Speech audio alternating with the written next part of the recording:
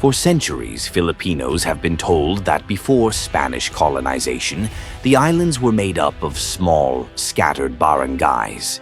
These independent communities were led by datus, and together they formed the early structure of Philippine society. But some believe this story hides a much greater truth.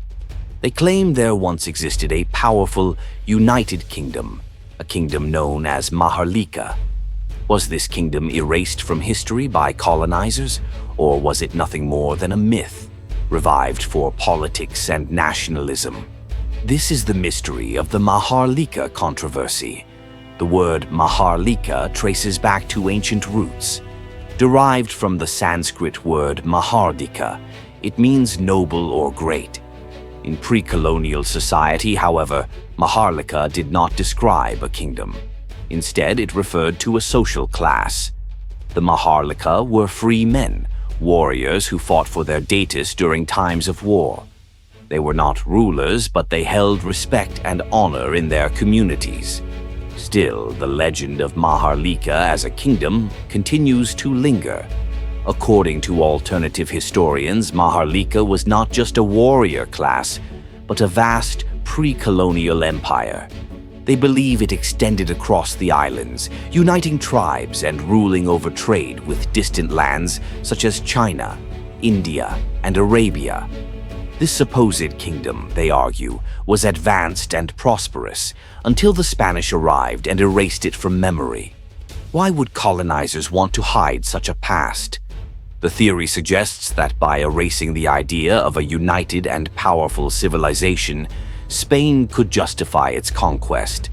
If Filipinos believed they were nothing more than fragmented barangays, then Spanish rule would seem necessary, even beneficial. Evidence for this theory, while intriguing, remains debated. Archaeological discoveries in Butuan reveal massive wooden boats called Balangay, which prove that Filipinos were accomplished sailors engaged in long-distance trade. In Mindanao, a solid gold statue known as the Golden Tara was unearthed, reflecting influences of Hindu-Buddhist culture and sophisticated craftsmanship. Chinese records from the Song and Ming dynasties describe a rich land called Ma'ai, believed by many to refer to parts of the Philippines. These fragments suggest wealth, connection, and sophistication. But do they point to a united kingdom called Maharlika?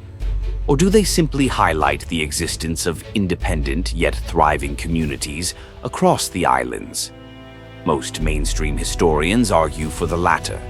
Spanish chroniclers such as Antonio de Morga and Miguel de Lorca wrote detailed accounts of the societies they encountered. They described barangays, local rulers, and alliances, but no vast empire encompassing the entire archipelago. For these historians, Maharlika as a kingdom is a myth, not history. The controversy, however, did not end in the past. In the 20th century, the term Maharlika took on new political meaning.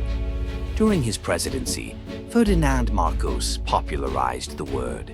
He claimed to have led a guerrilla unit named Maharlika during World War II and later suggested renaming the entire country Maharlika.